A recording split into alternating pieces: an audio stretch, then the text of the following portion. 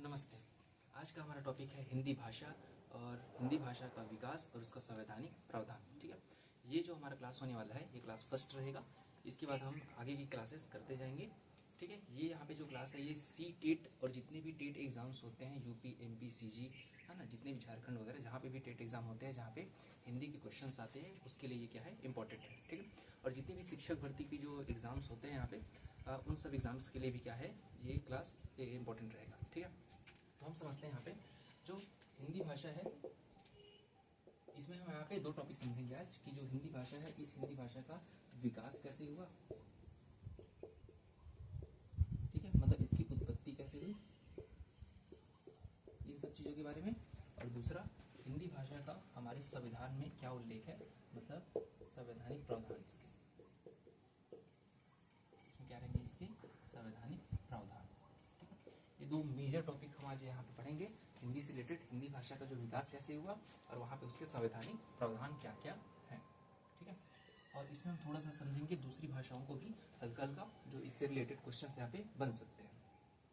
तो सबसे पहले हमें समझना पड़ेगा जो हिंदी भाषा है, यहाँ पे जो शब्द लिखा है हमने हिंदी, इसके बारे में थोड़ा समझेंगे। तो इंटरेस्टिंग बात यह है कि जो हिंदी भाषा में जो ये हिंदी का जो शब्द लिखा है ये एक्चुअल में हिंदी का शब्द ना होकर ये फारसी भाषा का शब्द है।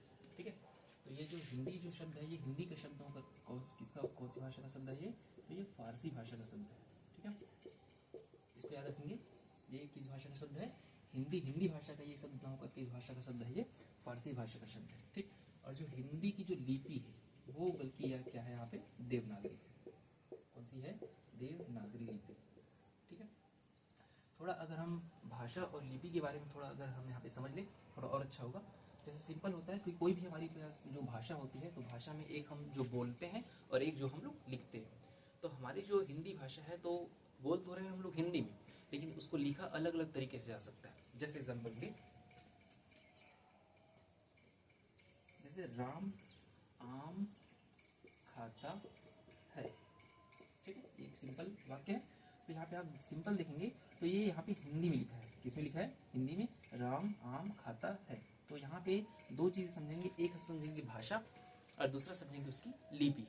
तो भाषा में अगर ध्यान से देखेंगे तो इसकी भाषा है यहाँ पे हिंदी, इसकी भाषा क्या है यहाँ पे, हिंदी है। ठीक है, और इसकी जो लिखावट है ये लिखावट भी क्या है यहाँ पे, देवनागरी है। कौन सी है, देवनागरी। ठीक, लेकिन इसी को अगर हम लोग इंग्लिश में लिखे, जैसे कि राम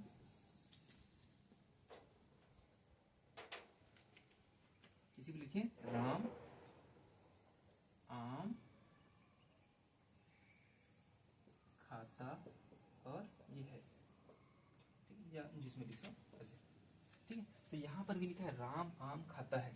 तो ध्यान से अगर देखेंगे तो ये भी भाषा हिंदी में ही लिखा है। किसमें लिखा है, ये हिंदी में ही लिखा है। आप लोग सोच रहे होंगे ये तो इंग्लिश में लिखा है, नहीं, ये हिंदी में ही लिखा है। बस इसकी जो लिपि है, जो स्क्रिप्ट है, लिपि को क्या बोलते हैं, क्या बोलते हैं हम लोग, इस लिपि को क्या बोलेंगे हम लोग, स्क्रिप्ट बोलेंगे। तो ये जो स्क्रिप्ट है बस ये चेंज हुआ है। स्क्रिप्ट क्या है यहाँ पे ये रोमन स्क्रिप्ट में लिखा है। किसमें लिखा है, रोमन स्क्रिप्ट में लिखा है। ठीक है, तो यहाँ पे दो चीज होती है, एक होती है भाषा और एक होती है लिपि। भाषा मतलब जो हम बोलेंगे और लिपि का मतलब जिसमें हम लिखेंगे। तो यहाँ पे जो राम आम खाता है ये हिंदी भाषा में लिखा है और इसकी लिपि है देवनागरी लिपि। ठीक है, और यहाँ पे जो राम आम खाता है ये लिखा है हिंदी भाषा में, लेकिन इसकी लिपि क्या है, रोमन है। ठीक है, वैसे अगर यहाँ पे लिखूं मैं राम इट्स मैंगो। ठीक है, ठीक, क्या लिखे, राम इट्स मैंगो। तो यहाँ ये किस में लिखा है, ये लिखा है इंग्लिश में। क्या लिखा है, इंग्लिश लैंग्वेज में लिखा है, इंग्लिश भाषा में लिखा है। और इसका स्क्रिप्ट भी क्या है यहाँ पे, रोमन। क्या है, रोमन।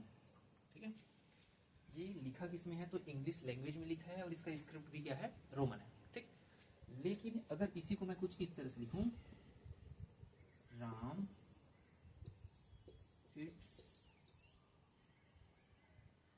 मैंगो।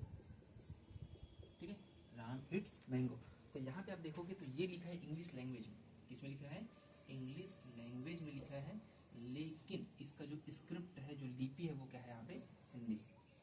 ठीक है, आप समझ पा रहे होंगे मैं कहना क्या चाह रहा हूँ। कोई भी जो भाषा होती है उस भाषा में दो चीजें होती हैं, एक हम जो उसको बोलते हैं भाषा मौखिक, और एक होता है उसका लिखित रूप। तो लिखित रूप में हम किस चीज में लिखते हैं, मतलब अलग अलग उसकी लिपियां होती हैं लिखने की।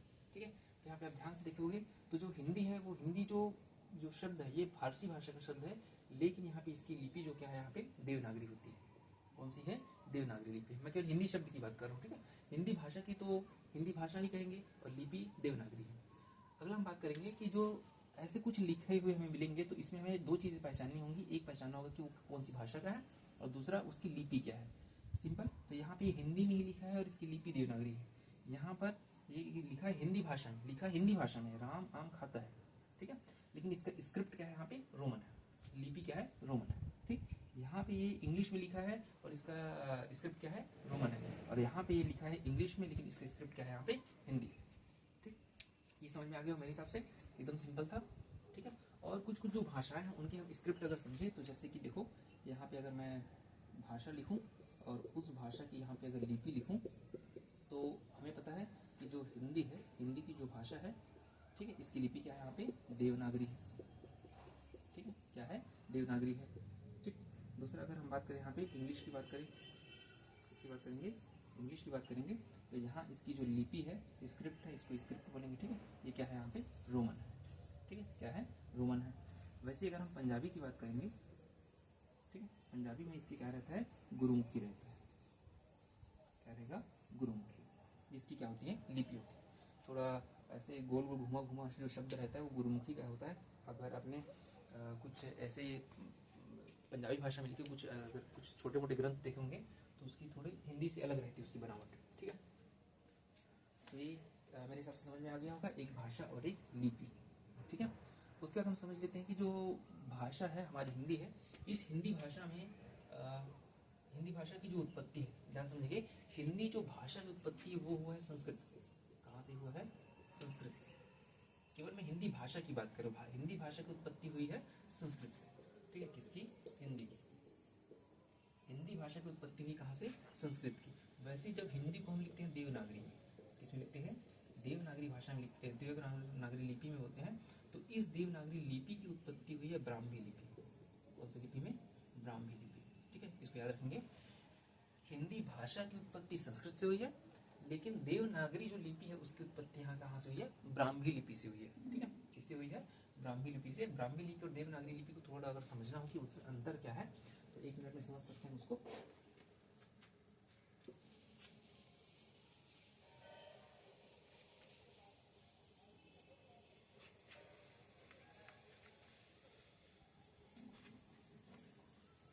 यहाँ पे हम अंतर समझेंगे थोड़ा सा, ब्राह्मी में और देवनागरी में कुछ विशेष अंतर तो यहाँ पे नहीं है इसका, बाकी थोड़ा बहुत अंतर है इसमें। जैसे सबसे पहले अगर ब्राह्मी लिपि की बात करूँ तो जैसे हमने अभी लिखा था मैं राम खाता हूँ, तो यहाँ पे हो जाएगा मैं, उसके बाद आ जाएगा राम, सॉरी राम आम खाता है बोल देते ना, तो राम आम खाता और यहाँ पे है, ठीक है। तो यहाँ पे ये सिंपल लिखा है यहाँ पे देवनागरी लिपि में। इसी को अगर मैं ब्राह्मी लिपि में लिखूं देखेंगे सिंपल क्या हो जाएगा, राम आम खाता है, ठीक है, क्या, राम आम खाता है। तो इसमें आप अगर अंतर देख पाओगे तो एकदम कॉमन, एकदम सिंपल अंतर है। यहाँ पे हमने एक तिरछी लकीर खींची है सभी यहाँ पे वर्णों के ऊपर में, ठीक है। जबकि यहाँ पर हम वर्णों के ऊपर में यहाँ पे लकीर, यहाँ पे हमने खींचा क्या, यहाँ पे तिरछी लकीर खींचा क्या, नहीं खींचा है। तो यही बेसिक अंतर है कि इसमें देवनागरी में ये यहाँ पे सॉरी ये यहाँ पे क्या ब्राह्मी है और ये क्या है यहाँ पे देवनागरी है।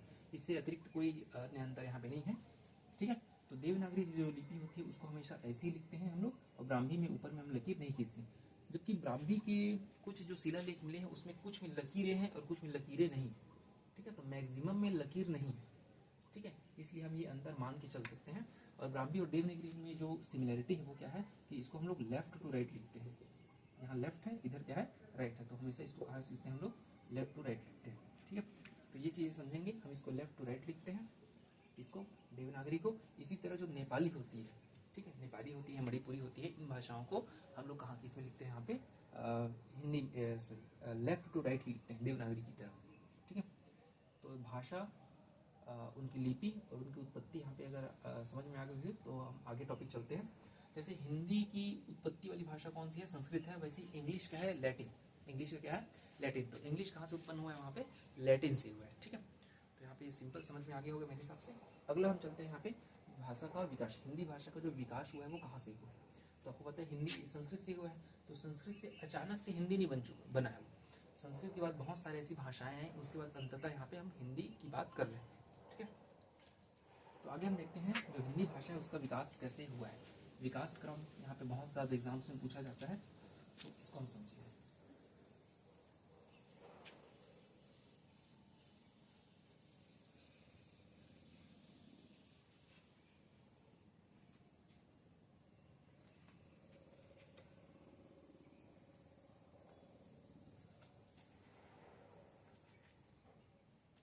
तो यहाँ पे अगर हम हिंदी भाषा का जो विकास क्रम अगर देखें तो हिंदी भाषा में सबसे पहले जो सबसे प्राचीनतम भाषा यहाँ पे रहेगी वो क्या रहेगी? यहाँ पे संस्कृत रहेगा।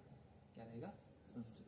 ठीक है, संस्कृत ही माना जाता है कि संसार की जो समस्त भाषाएं हैं वो संस्कृत से ही उत्पन्न हुई। ठीक है, अब हमारे पास अगर ठोस प्रमाण नहीं है इसलिए हम यहाँ पे नहीं चिल्लाएंगे कि संस्कृत ही दुनिया की सबसे पुरानी भाषा है, हमें तो अपने एग्जाम के लिए पढ़ना है इसको। ठीक है, तो संस्कृत सबसे यहाँ पे प्राचीन हो जाएगी। संस्कृत के बाद जो भाषा आती है उसका नाम है पाली। ठीक है, कौन सी भाषा आएगी? पाली आएगी। पाली के बाद आएगा प्राकृत भाषा। ठीक है, प्राकृत के बाद आता है अपभ्रंश। ठीक है, सबसे पहले क्या आएगा? संस्कृत, पाली, प्राकृत, अपभ्रंश, और अपभ्रंश के बाद आता है अवहट। क्या आएगा? अवहट। ठीक, अवहट के बाद आ जाएगा यहाँ पे हिंदी। ठीक है, तो ये है हिंदी की विकास यात्रा। ये क्या है? हिंदी की विकास यात्रा। यहाँ पे क्लियर होगा, यहाँ पे लिखा है अपभ्रंश, यहाँ पे अवहट, और यहाँ पे क्या लिखा है? हिंदी। तो सबसे पहले इसका जो रूप था वो क्या है? सबसे पहले संस्कृत है। संस्कृत से आया पाली, पाली से आया प्राकृत, प्राकृत से आया अपभ्रंश, अपभ्रंश से आया अवहट, अवहट का क्या आया? हिंदी आया। अवहट को पुरानी हिंदी कहा जाता है। क्या बोले जाते हैं? पुरानी हिंदी, और इसको नई हिंदी। ठीक है, अवहट को क्या बोलते हैं यहाँ पे? पुरानी हिंदी या अवहट, और नई हिंदी को क्या बोलते हैं? मॉडर्न हिंदी या हिंदी। ठीक है, थोड़ा सिंपल है। संस्कृत, पाली, प्राकृत, अपभ्रंश, अवहट, और क्या आया यहाँ पे? हिंदी। डायरेक्टली संस्कृत से हिंदी नहीं आ गया है। ठीक है, तो ये जो विकास क्रम है, ये विकास क्रम बहुत ज़्यादा इंपॉर्टेंट है, इसको याद रखेंगे। उसके बाद यहाँ पे जो बहुत सारी जो भाषाओं में जब एक भाषा जब दूसरे भाषा में बदलती है, दूसरे से तीसरे, चौथे, ऐसे ऐसे बदलती जाती है, उनमें से तो भाषा में कुछ चीज़ें समाहित आती हैं, एक्स्ट्रा नई चीज़ें आती हैं, और कुछ चीज़ें छूट जाती हैं।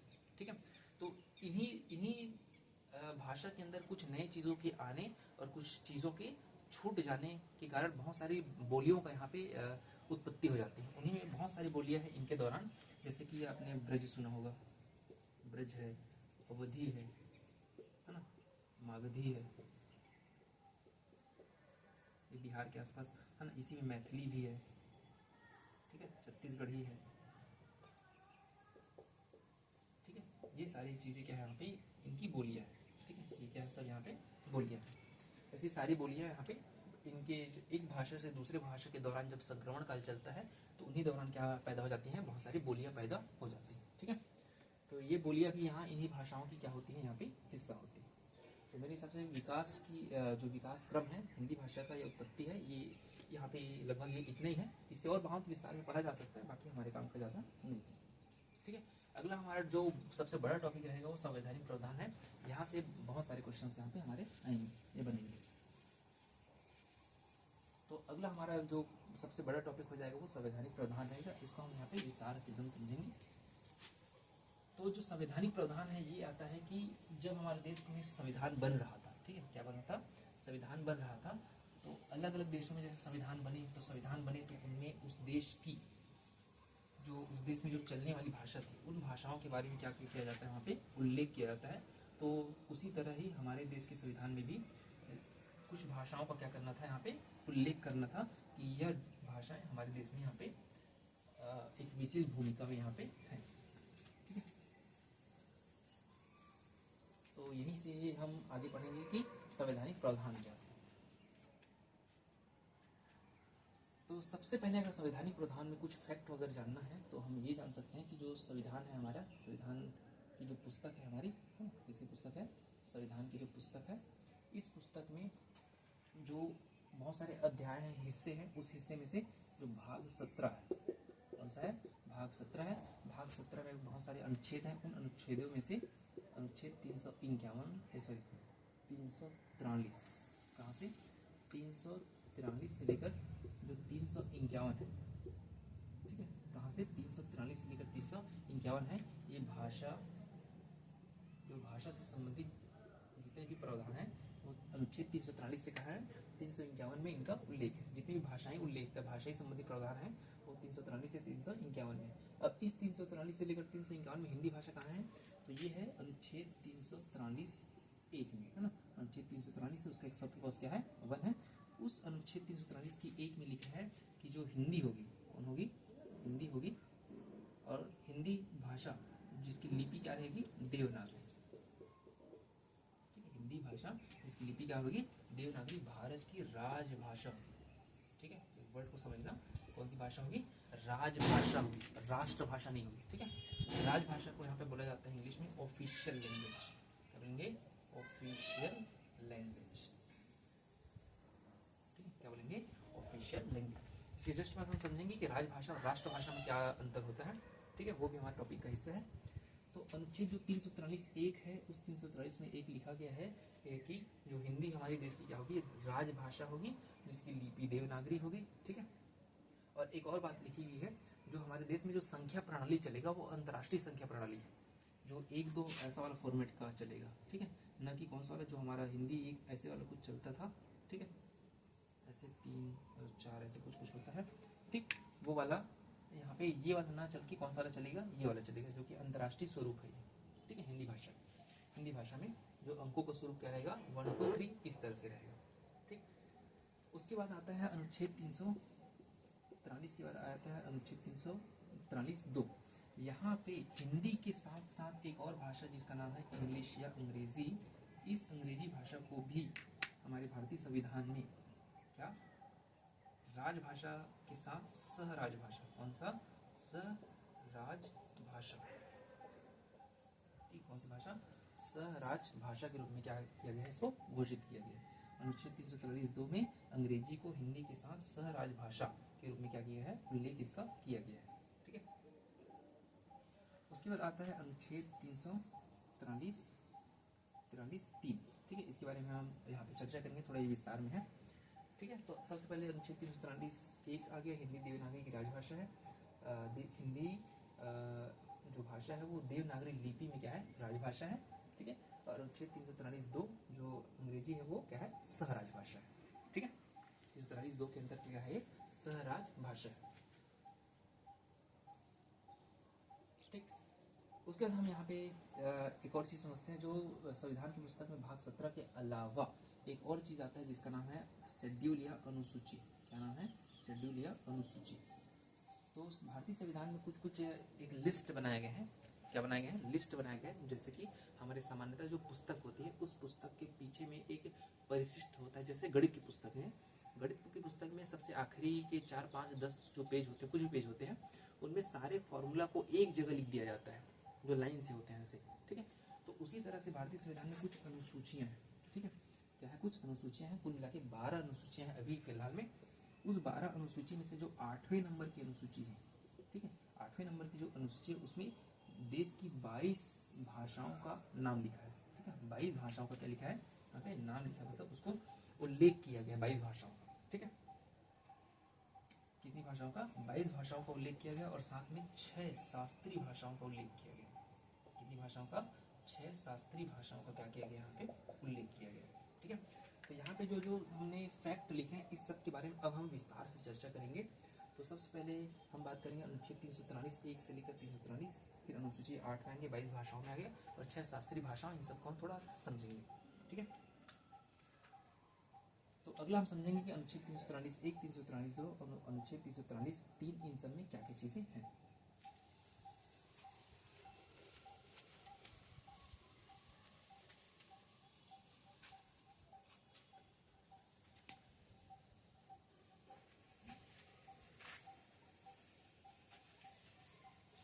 तो सबसे पहले बात करेंगे हम अनुच्छेद 343 1 की बात करेंगे, ठीक है।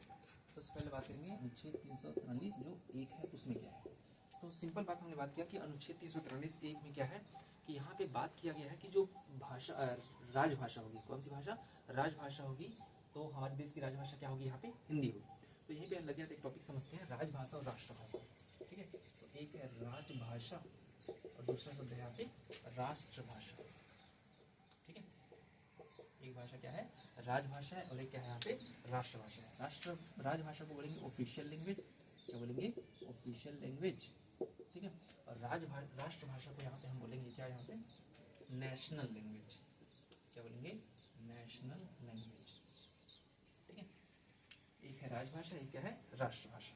हमारे संविधान में याद रखना राजभाषा का उल्लेख है, राष्ट्रभाषा का नहीं।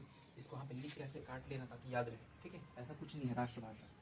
ठीक, तो राजभाषा क्या है हमारी हिंदी है और सहराजभाषा क्या है इंग्लिश, उसमें बाद में चलेंगे। राजभाषा और राष्ट्रभाषा में थोड़ा अगर अंतर देखा जाए तो इनका अंतर कुछ बेसिक बुनियाद अंतर है।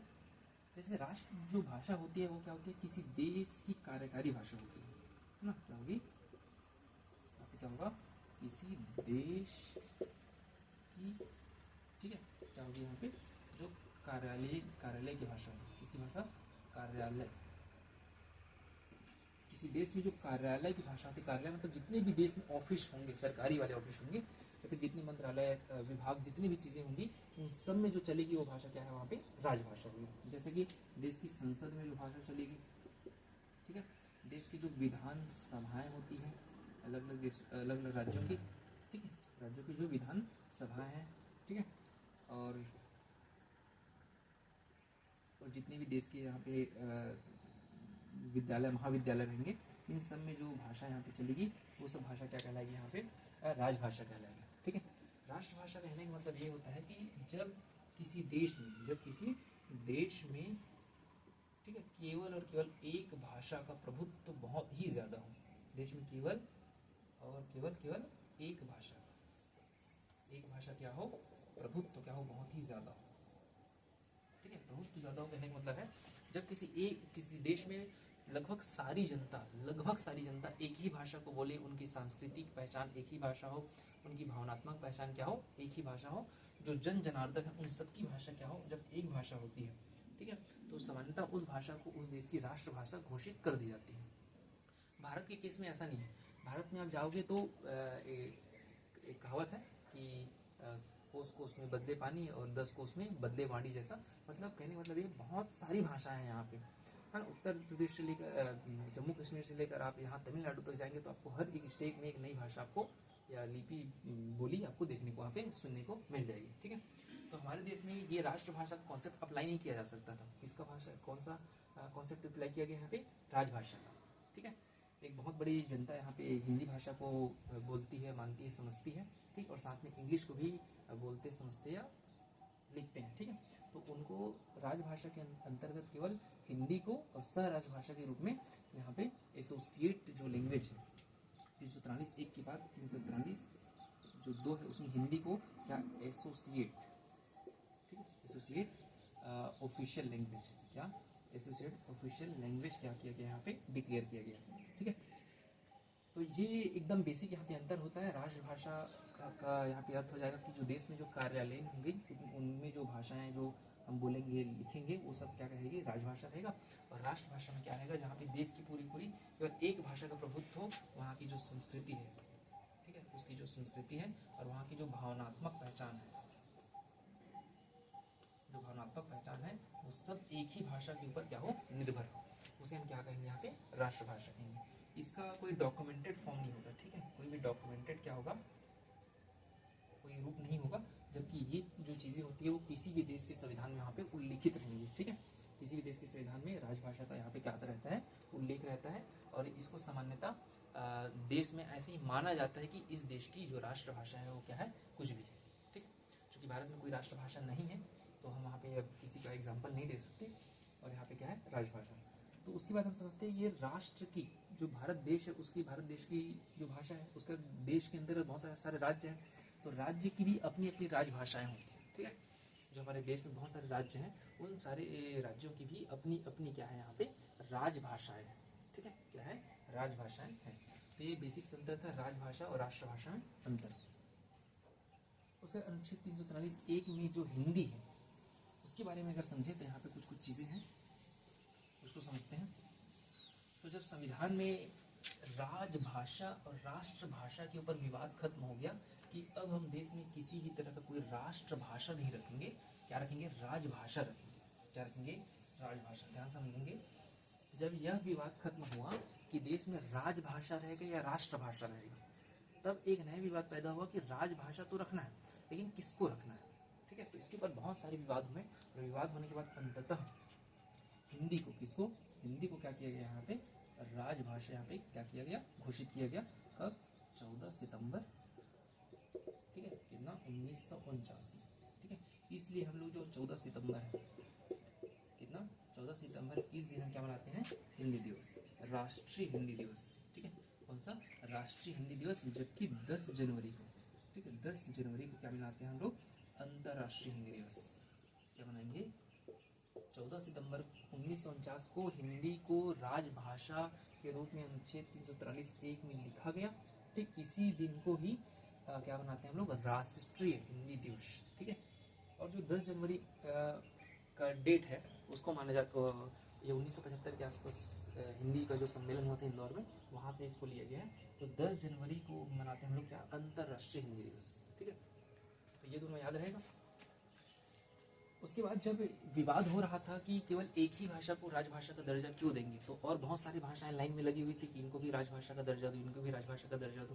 ठीक है, तो वहाँ पे बहुत सारे विवादों के होने के बाद जो संविधान सभा में जो 2 मेंबर्स थे, उनमें एक का नाम था KM मुंशी, कन्हैया लाल मणिक लाल मुंशी। ठीक है, और दूसरे जो आदमी थे उनका नाम था रामास्वामी अयंगर। ठीक है, कौन थे, रामास्वामी अयंगर। ठीक है, इन दोनों के बीच बहुत सारी मीटिंग्स हुई, और मीटिंग करने का मतलब बहुत सारे इनके बीच सलाह मशवरा हुआ, और सलाह मशवरा करने के बाद इन्होंने बताया कि हम एक देश में एक राजभाषा रखेंगे जिसका नाम क्या रहेगा, हिंदी रहेगा, और एक सह राजभाषा होगी जिसका नाम क्या रहेगा, यहाँ पे अनुच्छेद 243 में 343(2) में क्या रखेंगे, सह राजभाषा क्या रखेंगे, यहाँ पे इंग्लिश रखेंगे। तो इसको थोड़ा हल्का समझेंगे कि जो KM मुंशी और रामास्वामी अयंगर थे, उस टाइम पे उत्तर वर्सेस दक्षिण के जो अभी आप लड़ाई देख रहे हो, तमिलनाडु गवर्नमेंट और उत्तर भारत ऐसे वाला, वो भी पहले से चल रहा है, वो ऐसा नहीं कि अभी नया नया आया है। उस टाइम पे भी जब हिंदी का प्रभुत्व बढ़ रहा था, तो दक्षिण भारतीय जो राज्य थे उनमें संशय था कि देश में केवल एक ही भाषा हो जाएगी, और दक्षिण भारत में तो बहुत सारी भाषाओं की वैरायटी, तमिल, तेलुगु, कन्नड़ और मलयालम जैसी भाषाएं हैं। ठीक है, जो हिंदी से बिल्कुल बहुत ज़्यादा अलग है। ठीक है, तो वो भाषाएं भी अपना प्रभुत्व वहाँ पे चाहती थी। तो हुआ क्या, जो KM मुंशी थे वो उत्तर भारत के थे, उत्तर भारत मतलब गुजरात के थे, और जो रामास्वामी अयंगर थे वो तमिलनाडु के थे। तो एक उत्तर भारत का एक आदमी और एक दक्षिण भारत का एक आदमी, मतलब सदस्य, उनको बिठाकर इनके जो सलाह मशवरे से जो बात निकल के आई उन्हीं को ही माना गया। तो उत्तर भारत की जो सलाह है वहाँ से आया हिंदी, और दक्षिण भारत की सलाह के लिए क्या आया, यहाँ पे इंग्लिश आया। इंग्लिश को क्यों रखा गया, क्योंकि उस टाइम तक 1947, 48, 49, 50 इन सालों तक और उससे पहले के सालों तक जो दक्षिण भारत में इंग्लिश का जो प्रभुत्व था वो ठीक ठाक हो गया था। मतलब बहुत सारे जो कार्यकलाप होते थे, क्रियाकलाप होते थे, बातचीत होता था, वो सब इंग्लिश में लगभग बहुत सारे होने लगे। वहाँ की जनता बहुत ज़्यादा पढ़ी लिखी थी, और अभी भी आप देखते हो उत्तर वर्सेस अगर दक्षिण देखते हैं तो एजुकेशन के मामले में दक्षिण भारत सबसे बेस्ट है। ठीक है, तो दक्षिण में क्या था, तो दक्षिण की भारतीय मतलब जो थे, खैर सब भारतीय हैं, तो वहाँ पे वो इंग्लिश को लोग समझने में सक्षम थे, तो क्या रखा गया, इंग्लिश को सह राजभाषा के रूप में यहाँ पे दर्जा दे दिया गया। ठीक है, तो ये था अनुच्छेद 343(1) और 343 यहाँ पे 3(2). इसी में समझते हैं अनुच्छेद जो 343 है 3, ये क्या बोलता है। तो इंग्लिश को वहाँ पे सह राजभाषा के रूप में जो घोषित किया गया था, वो पूरे समय के लिए घोषित नहीं किया गया था, उसे केवल और केवल घोषित किया गया था कब के लिए, 26 जनवरी 1950 से लेकर 26 जनवरी 1965 तक, केवल और केवल कितने सालों के लिए यहाँ पे संविधान लागू हुआ, तो वहाँ से लागू हो गया। तो 26 जनवरी 1965 तक 15 साल के लिए रखा गया था। उसके आगे क्या करना है, ये बात लिखा था अनुच्छेद 343(3). बात को समझेंगे। हिंदी को परमानेंट यहाँ पे कर दिया गया था राजभाषा। इंग्लिश को अनुच्छेद 343(2) के तहत सह राजभाषा घोषित किया गया था, इस शर्त के साथ कि इसे केवल 15 साल तक के लिए रखा जाएगा। इतना बात ठीक है। उसके बाद 15 साल के बाद क्या होगा, इसके लिए एक अनुच्छेद लिखा गया, अनुच्छेद 343(3). ठीक है, जो सब क्लॉज है उसमें बताया गया कि इंग्लिश को हम 1965 तक रखेंगे, 1965 के बाद इंग्लिश को रखना है, नहीं रखना है, या उसके बदले किसी को रखना है, ये बात अनुच्छेद 343 में लिख दी गई थी। ठीक है, तो यहाँ पे अभी भी अगर हमारे संविधान में अगर देखें तो अनुच्छेद 342(2) में अभी भी इंग्लिश को सहराजभाषा है। इसका मतलब 1965 में क्या हुआ, 1965 के पहले 1963 में भाषा अधिनियम लाया गया। क्या लाया गया? भाषा अधिनियम लाया गया। और इस अधिनियम के तहत इंग्लिश के साथ कोई छेड़खानी वहाँ पे नहीं की गई। इंग्लिश को यथावत सहराजभाषा के रूप में अभी भी क्या दर्जा यहाँ पे प्राप्त है। इस तरह से अनुच्छेद 343 1, 2 और 3 में इस तरह के संवैधानिक प्रावधान है। सिंपल देखेंगे, 343 1 में हिंदी है, सेकंड में इंग्लिश है और थर्ड में क्या है, इंग्लिश को केवल 65 साल तक रखना, 15 साल तक 1965 तक रखना था, इस बात का जिक्र है। ठीक है, यहाँ ये बात कंप्लीट होने के बाद हम अगला पहुंच जाएंगे अनुसूचियों में। उसके बाद अनुसूची देखेंगे इसकी जस्ट बात। तो ये हो गया अनुच्छेद की बात। अनुच्छेद अनुसूची में भी से भी क्वेश्चंस आते हैं कि कौन सी अनुसूची में भाषाओं का क्या है उल्लेख है। तो मैंने बताया कि भारतीय संविधान की जो 12 अनुसूचियां हैं, उस 12 अनुसूची में से जो 8वीं अनुसूची है, उस 8वीं अनुसूची में किसका जिक्र है? 22 भाषाओं का जिक्र है। ठीक, तो संविधान की जो 8वीं अनुसूची है, कौन सी 8वीं? उसमें 22 भाषाएं। कितनी भाषाएं हैं? 22 भाषाएं। जब संविधान 26 जनवरी 1950 को लागू हुआ, उस टाइम पर जो संविधान की पुस्तक थी, उस पुस्तक में केवल 14 भाषाएं थी। कितनी भाषाएं थी? 14 भाषाएं थी। ठीक है, फिर बाद में फिर से एक और भाषा जोड़ी गई जिसका नाम था सिंधी। क्या था? सिंधी था। ठीक है, तो 14 से कितना हो गया? 15। उसका 3 और भाषा जोड़ा गया, जिसमें एक था नेपाली, ठीक है, फिर क्या था? मणिपुरी, और एक था कोंकणी। एक कौन सा था? कोंकणी। ठीक है, कोंकणी जो भाषा होती है, इसको भी लेफ्ट से राइट लिखा जाता है। ठीक है, देवनागरी की तरह। उसके बाद 4 और भाषा को जोड़ा गया, इसमें से एक था बोडो, एक था डोगरी, एक था मैथिली और एक था संथाली। ठीक है, कौन सी भाषा है जो एक बार और जोड़ा गया? तो बोडो, डोंगरी, मैथिली और क्या है? संथाली। ठीक है, तो जो मैथिली है इसको संविधान में 21वां संशोधन से जोड़ा गया, इसको जोड़ा गया 71वां संशोधन से, और इसे जोड़ा गया संविधान में 92वां संविधान संशोधन। इसके तहत इन 4 भाषाओं को क्या किया गया? जोड़ा गया। इस तरह से आप देखेंगे तो यहाँ पे 14, 15, 16, 17, 18, 19, 20, 21 और 22, टोटल कितनी भाषाएं हो जाएंगी? 22 भाषाएं हो जाएंगी। और इस 22 भाषाओं में हिंदी पहले से था। ठीक, 14 भाषाओं में जो 14 भाषाओं में पहले से हिंदी था। ठीक है, तो 22 भाषाओं में अभी भी हिंदी है। तो याद रखना, इसमें हिंदी है। ठीक है, इसमें क्या है? हिंदी है। तो हिंदी का जिक्र कहाँ आ गया? 2 जगह। एक 8वीं अनुसूची में भी हिंदी है और अनुच्छेद 343 1 में भी है। साथ में अगर बात करें इंग्लिश की, इसकी बात करें इंग्लिश की, तो स्पेशली याद रखना, इंग्लिश जो है इन 22 भाषाओं में शामिल नहीं है। ठीक है, इन 22 भाषाओं में इंग्लिश शामिल यहाँ पे नहीं है। ठीक, क्लियर बात? हिंदी जो है 8वीं अनुसूची में जो 22 भाषाएं, उन 22 भाषाओं में हिंदी शामिल है। ठीक है, और जो इंग्लिश है वो 22 भाषाओं में शामिल नहीं है। इंग्लिश का जिक्र केवल और केवल अनुच्छेद 343(2) में है। ठीक है, यहाँ पे इसको स्पेशली याद रखेंगे। ठीक, तो इस तरह से अगर हमारे देश में कोई भी परीक्षा होगी, क्या होगी? कोई भी परीक्षा होगी, तो उन परीक्षाओं में 22 भाषा प्लस इंग्लिश, तो कुल मिला के कितनी भाषा है? 23 भाषा। कितनी भाषा? 23 भाषाओं में यूपीएससी का भी जो एग्जाम होता है वो कितनी भाषा में होता है? 23 भाषा में। 22 भाषा रहेंगी संविधान की 8वीं अनुसूची से, और एक भाषा कौन सी रहेगी? इंग्लिश रहेगी। ठीक है, इस तरह से 23 यहाँ पे कुल मिला के भाषाओं में यहाँ पे एग्जाम्स होते हैं। ठीक है, यहाँ तक क्लियर हो गया बात? संविधान की 8वीं अनुसूची में 22 भाषा थी। संविधान जब शुरू में बना था तो उसमें 14 भाषा था, जिसमें हिंदी शामिल था। बाद में एक और भाषा जोड़ा गया, सिंधी, फिर जोड़ा गया नेपाली, मणिपुरी और कोंकणी को, फिर एक और संविधान संशोधन हुआ 92वां, उसमें जोड़ा गया बोडो, डोंगरी, मैथिली और संथाली को। इस तरह से वर्तमान में 22 भाषाएं, लेकिन मूल संविधान में 14 भाषाएं थी। उसके बाद हम बात करेंगे ये जो भाषा है, इन भाषाओं के अतिरिक्त 6 और जो भाषाएं, कितनी भाषाएं?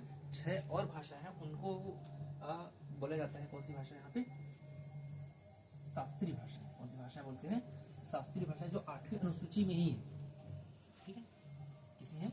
8वीं अनुसूची में 22 भाषाओं के अलावा 6 और जो भाषाएं हैं उनको यहाँ पर शास्त्रीय भाषाओं का दर्जा दिया गया है। तो इन भाषाओं और शास्त्रीय भाषाओं में अंतर क्या है? ठीक है, उसको भी समझेंगे कि इन भाषाओं को, 22 भाषाओं को यहाँ पर भाषाओं 8वीं अनुसूची में दर्जा दिया गया है, राजभाषा के रूप में दर्जा दिया, भाषाओं के रूप में दर्जा दिया गया है। और बाकी की 6 भाषाओं को, बाकी की नहीं, उसी के अंदर की 6 भाषाओं को सिलेक्ट करके वहाँ पे उनको कौन सी भाषा दिया गया है दर्जा, शास्त्रीय भाषा। तो ये 8वीं अनुसूची में ही है ना, तो ये हो जाएगा शास्त्रीय भाषा। कितनी है यहाँ पे 6, ठीक है, कितनी है 6, तो 1 2 3 4 5 और 6। तो इसमें आ जाएगा संस्कृत है, तमिल है, तेलुगु है, कन्नड़ है, मलयालम है और ओडिया है। ठीक, कौन सा है, ओडिया है। ठीक, याद रखेंगे, संस्कृत, तमिल, तेलुगु, कन्नड़ और क्या है, मलयालम और ओडिया। ठीक है, संस्कृत, तमिल, तेलुगु, कन्नड़ और मलयालम। जो तमिल होता है वो तमिलनाडु में विशेषकर बोला जाता है। तेलुगु है ये आंध्र प्रदेश में विशेष तौर पर बोला जाता है। मलयालम को विशेष तौर पर केरल में, कन्नड़ को विशेष तौर पर कर्नाटक, ठीक है, और ओडिया कहाँ पे, विशेष रूप से उड़ीसा में। ठीक है, और अन्य राज्यों में भी, उनके पड़ोसी राज्यों में हल्का थोड़ा बहुत इन भाषाओं का उपयोग किया जाता है, लेकिन मुख्य रूप से अगर बात करेंगे, ठीक है, तो तमिलनाडु में, तेलुगु आंध्र प्रदेश में, और जो तेलंगाना उसके कुछ हिस्सों में, कन्नड़ कर्नाटक में, मलयालम यहाँ पे केरल में। तो यहाँ पे किस भाषाओं, किन्हीं भाषाओं को जो शास्त्रीय भाषा होता है, इनका दर्जा देने का मतलब क्या है। इनको शास्त्रीय भाषाओं का दर्जा इसलिए दिया जाता है क्योंकि इनका जो पुराने, ये लोग बहुत ज़्यादा पुराने होते हैं, इनको क्लासिकल लैंग्वेज भी बोलते हैं। ये लगभग 1500 से लेकर, लगभग 1000 से लेकर 1500 साल पुराने, इतने साल क्या होते हैं, लगभग पुराने होते हैं। ठीक है, 1500 से लेकर 1000 साल, 2000 साल के आसपास, ऑलमोस्ट कितने, 2000 साल, 1500 से लेकर कितने, 2000 साल क्या होने चाहिए, ये लोग पुराने होने चाहिए, तब इनको भाषा का दर्जा मिलेगा। ये पहला क्राइटेरिया है। दूसरा क्राइटेरिया ये है कि इनमें विस्तृत साहित्य होने चाहिए। क्या होने चाहिए, विस्तृत, क्या होना चाहिए, यहाँ पे साहित्य होना चाहिए, प्रचुर साहित्य होना चाहिए। मतलब इन भाषाओं में बहुत सारे साहित्य लिखे होने चाहिए। ठीक है, जैसे कि अगर हिंदी में बात करें तो हिंदी में बहुत सारे साहित्य हैं, वैसे ही संस्कृत में बहुत सारे साहित्य, इतने साहित्य, भयानक साहित्य। ठीक है, एक तरफ आप संस्कृत या हिंदी के साहित्य को ले लो और एक तरफ पूरी दुनिया के साहित्य को ले लो, तो ये एक बराबर हो जाएंगे। ठीक है, ऐसा माना जाता है। तो एक हो जाएगा कि इतने साल पुराने होने चाहिए, दूसरा इसका विस्तृत साहित्य होना चाहिए, और तीसरी बात है इनमें मौलिकता होनी चाहिए। मौलिकता कहने का मतलब ये है कि इन भाषाओं में जो लिखे साहित्य हैं उनका मैच किसी दूसरे भाषा में लिखे गए साहित्य के साथ नहीं होना चाहिए, वरना तो एक दूसरे की कॉपी हो जाएंगे, है ना। इनमें मौलिकता होनी चाहिए। तो एक 1500 से 2000 साल पुराना, दूसरे इसमें विस्तृत साहित्य होना चाहिए, और तीसरा इसमें क्या होना चाहिए, मौलिकता होनी चाहिए। ठीक है, तो इस तरह से हिंदी भाषा का हमने दो चीज देखा, एक संविधान के अनुच्छेद में और दूसरा यहाँ पे 8वीं अनुसूची में क्या इसका स्थान है। ठीक है, तो एकदम सिंपल क्लास था यहाँ पे। तो ये टॉपिक जो था आज विशेषकर हिंदी से रिलेटेड टॉपिक था। अगले टॉपिक में देखेंगे जो हिंदी के बाद जो हिंदी तो एक भाषा है, तो हम अगला टॉपिक रहेगा भाषा क्या होता है, भाषा कितने प्रकार की होती है, इन सब के बारे में हम लोग डिटेल चर्चा यहाँ पे करेंगे। ठीक है, तो मस्त पढ़ाई करते रहिए। इसका आप नोट्स आप अपने हाथ से खुद से बनाइए। ठीक है, नोट्स बाकी देंगे हम लोग। ठीक, ये विशेषकर जो रहेगा CG टेट, जो सेंट्रल टेट है, C टेट है, और जितने भी स्टेट में टेट होते हैं, MP TET, CG TET, UP TET, super TET, क्या क्या और बहुत सारे टेट होते हैं, राजस्थान टेट वगैरह, झारखंड टेट है। इन सब टेट में जहाँ पे हिंदी भाषा आता है वहाँ से रिलेटेड यहाँ पे क्वेश्चंस, यहाँ से बाहर क्वेश्चन नहीं जाएंगे। ठीक है, या आज की जो क्लास है। ठीक, और ये और ज़्यादा इंपॉर्टेंट रहेगा किसके लिए, शिक्षक भर्ती जो होती है यहाँ पे। ठीक है, अलग अलग राज्यों में होती है, जहाँ पे वैकेंसीज आती है, जहाँ पे आपका फाइनल नौकरी लगता है, ये वहाँ का जो एग्ज़ाम आएगा वहाँ के लिए ज़्यादा इंपॉर्टेंट रहेगा, क्योंकि इसमें थोड़ा कठिन लेवल के स्तर में जाके हम लोग पढ़ते हैं, तो वहाँ इस तरह के क्वेश्चन ज़्यादा पूछे जाते हैं।